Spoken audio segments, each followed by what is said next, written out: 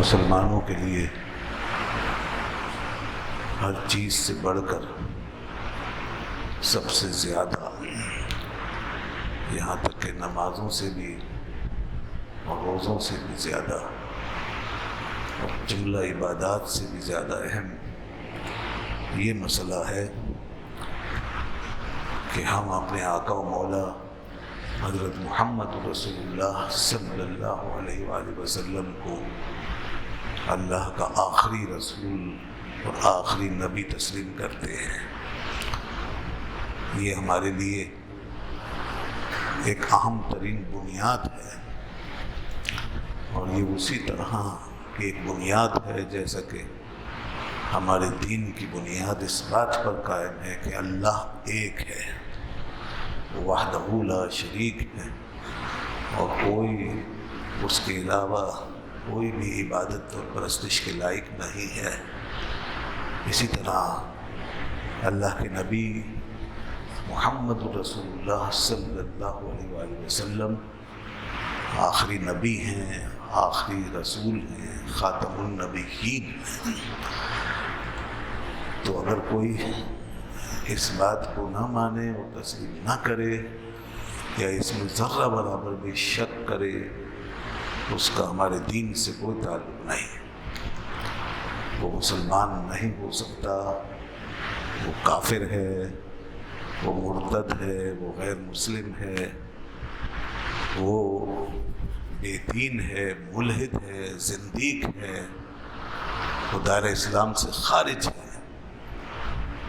جو اس مسئلے میں شک کرے اور اس کے خلاف کوئی بات کرے، کسی بھی شخص کو کسی بھی معنی و مفہوم میں نبی سمجھے آپ صلی اللہ علیہ وسلم کے علاوہ اور حضور کے بعد، کسی بھی شخص کو وہ نبی سمجھے، نبی مانے، کسی بھی نوعیت سے مانے، کسی بھی حوالے سے مانے، کسی بھی جہت سے مانے، مستقل مانے یا ماتحت مانے، یا کوئی اس ماننے والے کو مانے یا اس ماننے والے کے معاملے میں شک کرے کہ یہ صحیح ہے یا غلط ہے، یہ سارے لوگ دائرہ اسلام سے خارج ہیں، ان کا اسلام سے کوئی تعلق نہیں۔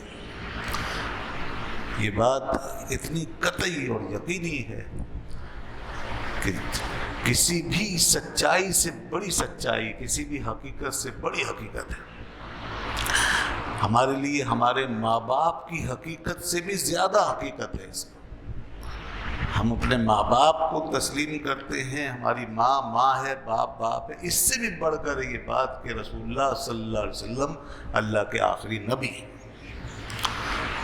تو اس لیے یہ اہم ترین معاملہ ہے، بنیادی معاملہ۔ دین میں اس کی وضاحت موجود ہے، خاتم النبیین اللہ نے آپ کو ڈکلیئر کر دیا، اور حضور نے خود ارشاد فرما دیا، ایک دفعہ نہیں ہزاروں دفعہ فرما دیا، میں آخری نبی ہوں، لا نبی بعدی، میرے بعد کوئی نبی نہیں۔ اس لیے آج تک امت کا اس بات پر اجماع ہے، اتفاق ہے۔ بڑی بڑی ہستیاں گزر گئی، بڑے بڑے لوگ امت میں آئے، مگر کسی نے بھی نبوت کا دعویٰ نہیں کیا۔ وہ وارث بنے، نائب بنے، متبع بنے، فالوور بنے، فنا فی الرسول ہو گئے، فنا ہو گئے اتباع میں، مٹا دیا انہوں نے اپنے آپ کو، مگر نبی کی برابری کا دعویٰ کسی نے بھی نہیں کیا۔ یہاں تک کہ ہم اللہ کے نبی کے علاوہ اور فرشتوں کے علاوہ کسی کی معصومیت کی بھی قائل نہیں۔ معصوم بھی صرف نبی ہوتا ہے اور فرشتے ہوتے ہیں، ان کے علاوہ کوئی بھی شخص معصوم نہیں ہو سکتا، چاہے کسی بھی مرتبے کا آدمی ہو۔ ہم تو درود جو بھیجتے ہیں حضور پر، اس میں بھی کسی کو مستقل طور پہ شامل نہیں کرتے ہیں، بلکہ حضور کی اتباع میں ہم درود بھیجتے ہیں کہ ایک دعا ہے، پہلے اس کے حقدار رسول اللہ صلی اللہ علیہ وسلم ہیں، پھر اس کے بعد آپ کی امت میں سے جو لائق ہیں ان کا ذکر ہوتا ہے۔ ورنہ کسی کو بھی مستقل طور پہ ہم یوں نہیں کہتے علیہ الصلاۃ والسلام یا صلی اللہ علیہ وسلم۔ نبوت کا معاملہ بہت برگزیدہ ہے، مگر بدقسمتی سے بار بار اس مسئلے کو پاکستان میں، ہمارے ملک میں اٹھایا جاتا ہے، بار بار یہ شوشہ چھوڑا جاتا ہے، بار بار انہیں کسی نہ کسی حیثیت میں لانے کی بات کی جاتی ہے۔ کبھی جناب انہیں کسی کمیشن کا حصہ بناؤ، کبھی کسی عہدے پہ فائز کرنے کی بات ہوتی ہے، بلکہ فائز بھی کر دیتے ہیں، عہدہ دے دیتے ہیں، منصب دے دیتے ہیں، اور کبھی کسی کمیشن کا حصہ بنانے کی بات کرتے ہیں۔ ابھی جیسے اقلیتی کمیشن کا حصہ بنانے کے لیے قادیانیوں کا نام تجویز کیا گیا۔ ہم یہ کہتے ہیں آپ انسانیت کی بنیاد پر اور پاکستانی شہری ہونے کی بنیاد پر اگر ان کو کوئی عہدہ دینا چاہتے ہیں یا ان کو کسی کمیشن میں شامل کرنا چاہتے ہیں تو پہلے اس بات کو ڈیفائن کریں اور کروائیں اور ان لوگوں سے منوائیں کہ وہ آئین پاکستان کو تسلیم کرتے ہیں یا نہیں۔ آئین پاکستان کو تسلیم کریں، مانیں، اور اس آئین کی روح سے یہ بات مانیں کہ ہم غیر مسلم اقلیت ہیں، ہم کوئی احمدی مسلم نہیں، کوئی مرزائی مسلم، مسلم کا ٹائٹل استعمال نہیں ہو سکتا۔ جو ختمی مرتبت پہ ایمان نہیں رکھتا وہ مسلم نہیں کہلا سکتا۔ یہ ہمارے آئین میں لکھا ہوا، نہ ان کو اجازت ہے کہ ہمارے شاعر کو استعمال کریں گے، نہ ہمارا نام استعمال کریں گے، نہ ہمارے شاعر کو استعمال کریں گے، نہ اپنے عبادت خانے کو مسجد کہیں گے، نہ ہماری طرح اذان کہیں گے، نہ اپنی کتاب اس کو قرآن حکیم کو بیان کریں گے۔ جب تمہارا نبی نبی نہیں ہے، جب تمہارا نبی دوسرا ہے تو سب کچھ دوسرا ہے، پھر نہ تمہاری کتاب قرآن ہے، نہ تمہاری مسجد مسجد ہے، نہ اذان اذان ہے، نہ نماز نماز ہے، کیونکہ یہ سب کچھ رسول اللہ صلی اللہ علیہ وسلم نے دیا ہے۔ یہ اس نبی نے دیا ہے جس کا ہم کلمہ پڑھتے ہیں، لا الہ الا اللہ محمد رسول اللہ، اور جب تم اس ہستی کو نہیں مانتے تو اس کی کسی چیز کو لے کر تم اپنا حوالہ نہیں بنا سکتے، اپنا تعارف نہیں بنا سکتے، اس کے ذریعے سے اپنے آپ کو متعارف نہیں کرا سکتے۔ یہ بدماشی ہے، یہ کھلی بدماشی ہے، کھلی بغاوت ہے، اسلام کے خلاف بھی اور آئین پاکستان کے خلاف بھی۔ لہذا اس بات کو پہلے ان سے منوایا جائے۔ جب وہ اس آئین کو مان لیں گے تو یہاں سے وہ شہری بنیں گے، اسی طرح کے شہری جس طرح ایک ہندو شہری بن سکتا ہے، ایک سکھ ہوتے ہوئے بھی شہری کہلا سکتا ہے، پاکستانی کہلا سکتا ہے۔ اسی طرح ایک عیسائی ہے، وہ یہاں رہتا ہے، اقلیت ہیں، شہری ہیں، پاکستانی ہیں، یہ سب آئین پاکستان کو ماننے کی وجہ سے اقلیت ہے۔ جو آئین کو مانے گا ہی نہیں وہ اقلیت بھی نہیں ہو سکتا۔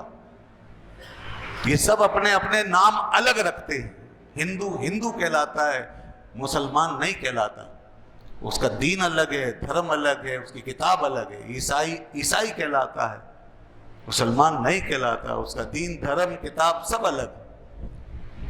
کوئی اور مذہب سکھ وغیرہ ہیں، ان کی سب چیزیں الگ ہیں، ان کی رسومات الگ ہیں، ان کے طریقے الگ ہیں۔ ہم یہی کہتے ہیں قادیانی جب آئین پاکستان کی روح سے غیر مسلم اقلیت ہیں تو ان کا بھی انہی دوسری اقلیتوں کی طرح سب کچھ الگ ہونا چاہیے۔ مسلمان کیسے کہلا سکتے ہیں؟ یہ تو آئین کے ساتھ مذاق ہے۔ وہ اپنے چہرے پہ ہم تھپڑ مارے ہیں، ان کو مسلمان بابر کر کے خدا نخواستہ یا اسی حیثیت سے ان کو کہیں موقع دے کر ان کی پوزیشن کو تسلیم کر کے ہم اپنا منہ سیاہ کریں، اپنا منہ نوچیں، اپنی بنیاد اکھاڑ دیں، اس لیے کہ اگر ان کو ہم مانتے ہیں، ان کی اس بات کے ساتھ اور اس دعوے کے ساتھ اور اس نظریے کے ساتھ، یا کہیے اس بغاوت کے ساتھ، تو اس کا مطلب یہ ہے کہ ہم نے اپنے غیر مسلم ہونے کے اوپر مہر لگا لی، کیونکہ وہ جب اپنے آپ کو مسلم کہتے ہیں تو اپنے علاوہ سب کو غیر مسلم کہتے ہیں۔ وہ اپنے آپ کو مسلم کہتے ہیں اور اپنے علاوہ سب کو غیر مسلم کہتے ہیں۔ وہ کہتے ہیں جس نے مرزا کا کلمہ نہیں پڑھا وہ مسلمان نہیں ہے۔ تو ہم کیا یہ کریں گے اب کہ ان کو کوئی پوزیشن دے کر کے ہم اپنے دین کو مشکوک بنائیں گے، اپنی حیثیت کو مشکوک کریں گے؟ اپنی قانونی پوزیشن، دینی پوزیشن کو ہم کیسے مشکوک کر سکتے ہیں، کیسے متزلزل کر سکتے ہیں؟ ہماری پوزیشن الحمدللہ مضبوط ہے، مستحکم ہے، دینی لحاظ سے بھی اور آئینی اور قانونی لحاظ سے۔ اور یہ ایسی پوزیشن ہے کہ ہم یہ سمجھتے ہیں جو اس سے ٹکرا رہا ہے وہ ہم میں سے نہیں ہے، وہ مسلمان نہیں کہلا سکتا۔ تو اس لیے یہ بار بار یہ چیزیں کرنا اور ان کو منوانے کے لیے یا کہیں نہ کہیں سے ان کو کوئی موقع دینے کے لیے اس طرح کے اقدامات کرنا، یہ بہت خطرناک ہے۔ ایسے حالات میں اس قسم کی چیزیں چھیڑنا خطرناک ہے، ہر حالت میں خطرناک ہے، اندری حالات زیادہ خطرناک ہے۔ تو ہم کہتے ہیں ان سے منوائیں، ان کو اقلیت بنائیں، اس طرح بنائیں۔ ابھی دھوکہ ہے نا، اقلیتی کمیشن میں داخل کیا جا رہا ہے، نہیں، ہم یہ پوچھنا چاہتے ہیں کیا وہ اقلیت اس طور پہ بنیں گے کہ اپنے آپ کو غیر مسلم سمجھیں گے؟ کیا وہ اس طور پر اقلیتی کمیشن کا حصہ بنیں گے کہ وہ جہاں بھی اپنے آپ کو ریپرزینٹ کریں گے غیر مسلم اقلیت کے طور پر کریں گے؟ آئین پاکستان کو تسلیم کریں گے؟ جو کچھ لکھا ہے دستور میں اس پہ عمل کریں گے؟ کیا ہمارے شاعر کا نام لے کر دھوکہ تو نہیں دیں گے؟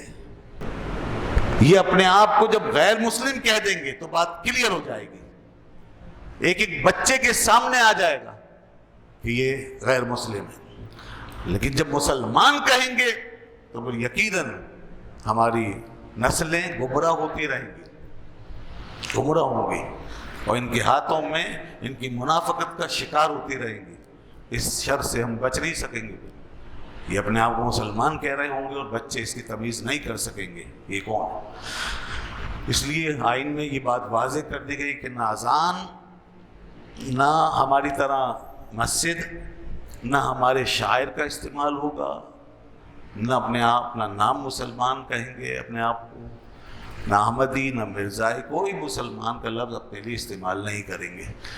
اور اگر مسلمان بننے کا شوق ہے تو آؤ اس ذات کا کلمہ پڑھ لو جس نے سب کو مسلمان بنایا ہے، وہ اللہ کا آخری نبی ہے جس نے جو ایمان کی بنیاد بن کر آیا ہے، اللہ نے جسے محمد الرسول اللہ فرمایا ہے، خاتم النبیین قرار دیا ہے۔ دوستو، اسلام کے خلاف سازشیں پہلے بھی ہوتی رہی ہیں، آج بھی ہو رہی ہیں، اور یہ وہ طبقہ ہے جو اس لحاظ سے بھی بہت خطرناک ہے کہ یہ جتنے دشمن اسلام ہیں دنیا میں اور جتنے پاکستان کے دشمن ہیں، یہ سب کے چہیتے ہیں، سب کے پروردہ ہیں، یہ سب کے مقرب ہیں۔ یہ پاکستان میں بسنے والے ہندوؤں، عیسائیوں اور سکھوں اور دوسری کمیونٹیز سے بھی زیادہ دنیا کے دشمنوں کے ساتھ ان کے روابط ہیں، اور یہ ان سے بھی زیادہ ان کے مقرب ہیں۔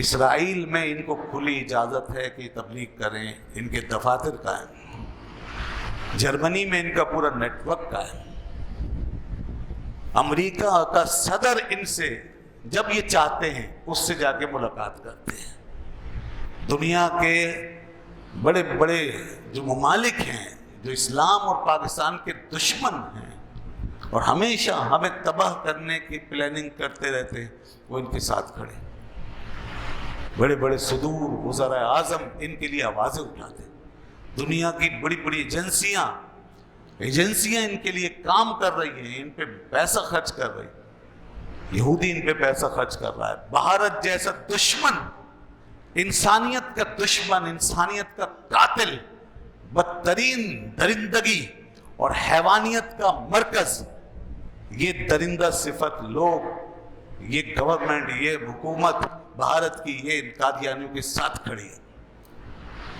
تو یہ وہ لوگ ہیں جن کے پیچھے دنیا کے سارے درندے، جن کے ساتھ دنیا کے سارے دشمن، ہمارے بدترین دشمن ان کے ساتھ کھڑے ہیں۔ ان کے لیے ساری دنیا کے دروازے کھلے ہوئے ہیں، یہ جہاں چاہیں اوپنلی، فریلی، بڑی آسانی سے جاتے ہیں۔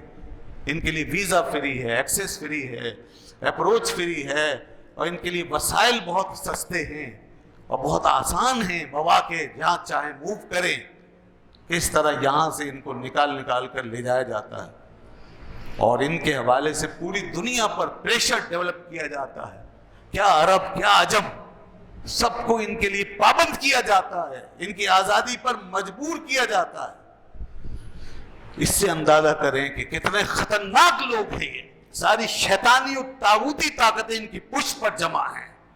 اس وقت ہمیں دنیا میں سب سے بڑا مقابلہ، سب سے بڑا جہاد اس قوم کے ساتھ ہے۔ اس کے پیچھے ساری باطل قوت کار فرما ہے۔ ہمارا دشمن براہ راست جو آ کر ہم پہ حملہ نہیں کر سکتا، وہ اس قسم کے لوگوں کے ذریعے سے، ان کی پشت پر بیٹھ کر ہمارے اندر دراڑیں ڈال رہا ہے، ان کے ذریعے سے ہمارے عقیدے ایمان کو کھوکھلا کر رہا ہے۔ یہ وہ ناسور ہے اس وقت ہمارے اندر۔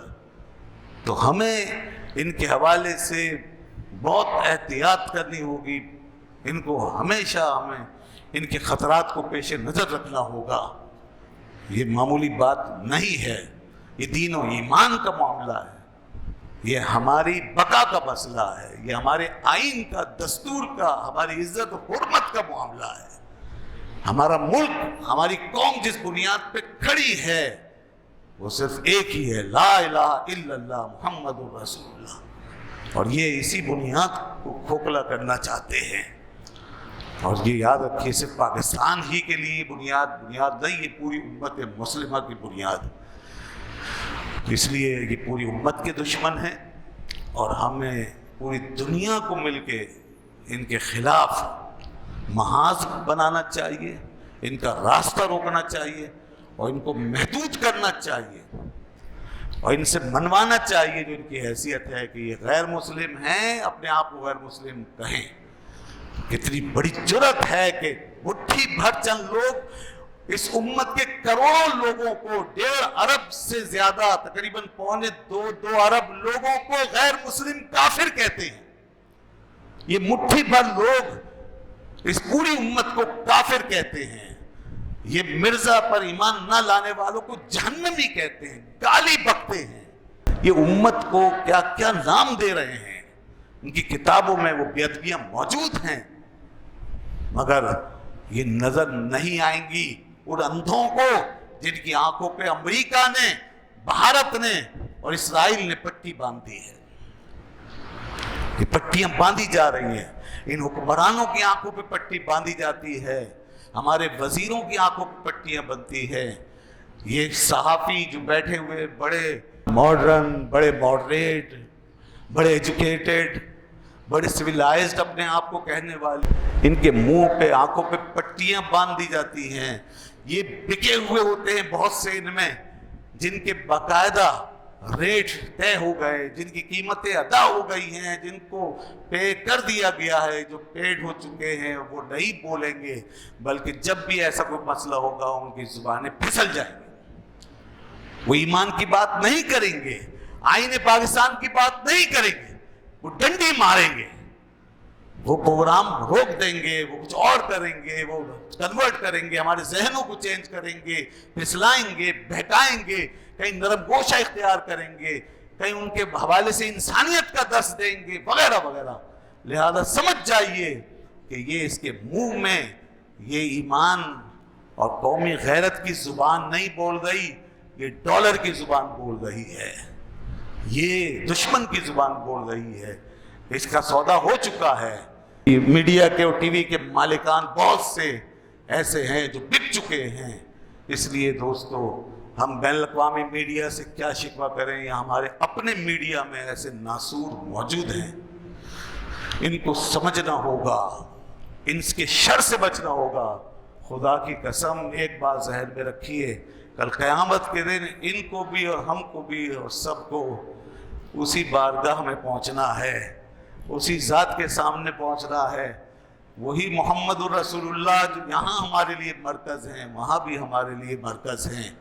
ہمیں وہیں جانا ہوگا، انہی کے سامنے کھڑا ہونا ہوگا، اور پھر حضور ایک ایک سے یہ پوچھیں گے کہ تم نے مجھے مانا تھا، تم نے میرے ساتھ کیا کیا، تم نے میرے ایمان کا کیا کیا، تم نے مجھے کس طرح مانا، اور میرے دشمنوں کے ساتھ تم نے کیا معاملہ کیا۔ تو یہ سوال ہوگا۔ اس لیے یہ بات یاد رکھو، حشر تو دور ہے، مرتے ہی قبر میں رسول اللہ سامنے ہوں گے، اس وقت کیا جواب دو گے؟ سوائے ان کے کوئی کام نہیں آئے گا۔ آج لے ان کی پناہ، آج مدد مانگ ان سے، پھر نہ مانیں گے قیامت میں اگر مان گیا۔ اللہ کی سرتابہ قدم شان ہے یہ، انسان نہیں انسان کو انسان ہے یہ۔ قرآن تو ایمان بتاتا ہے انہیں، ایمان یہ کہتا ہے میری جان ہے یہ۔ چمک تجھ سے پاتے ہیں سب پانے والے، میرا دل بھی چمکا دے چمکانے والے۔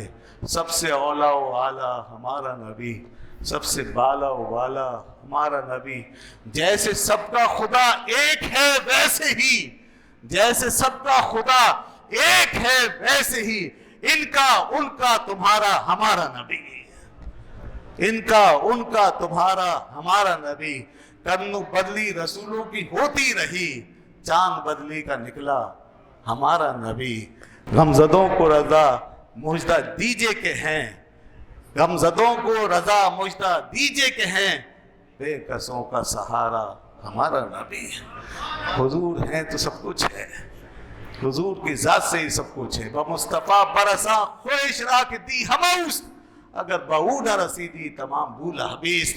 علامہ نے کہا تھا کہ مصطفیٰ تک پہنچ جا، حضور کی دہلیز، حضور کے قدموں کو پالے، بس یہی سارا دین ہے۔ اگر حضور تک نہیں پہنچ سکے تو دین سے سب گیا، سب لہبی بن گیا۔ نہ نماز نماز ہے، نہ روزہ روزہ ہے۔